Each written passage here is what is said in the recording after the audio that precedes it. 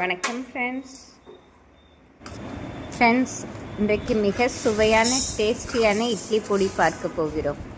இது எங்கள் அம்மா செய்கிற டேஸ்டியான இட்லி பொடி. இதற்கு ஹைலைட்டே பொரிக்கடலை சேர்த்து செய்வது தான். பொரிக்கடலை சேர்த்து செய்வதால் குழந்தைகள் பெரியவர்கள் அனைவருக்கும் இது டேஸ்டியாக இருப்பதோடு ஆரோக்கியமானதாகவும் இருக்கும். முதலில் 1 கப் உளுந்தை கோல்டன் ப்ரௌன் கலர் வரும் வரை நன்றாக வறுக்க வேண்டும்.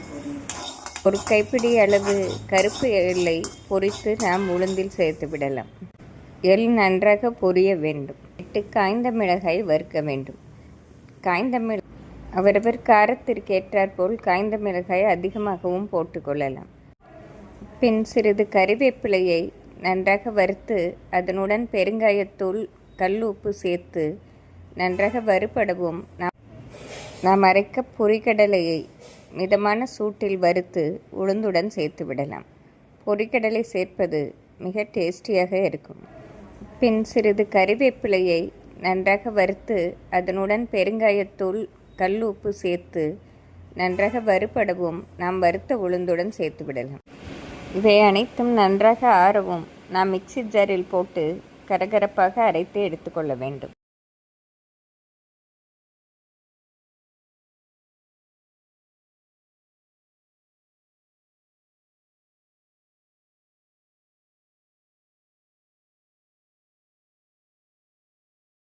இது ஆறவும் மிக்சியில் போட்டு நல்லா பவுட்ராக்கி வச்சுக்கணும். பொடி ஆறிச்சு மிக்சி ஜாரில் போட்டு அடிச்சிடுவோம்.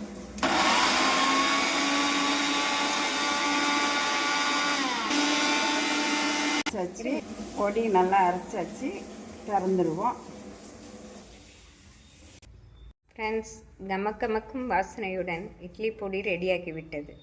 இது எங்கள் அம்மாவோட ஸ்பெஷல் இட்லி பொடி. ஃப்ரெண்ட்ஸ், இப்படி ஒரு ஏர்டைட் கண்டெய்னரில் போட்டு வைத்தோம் என்றால் 1 மாதம் வரை அருமையாக இருக்கும்.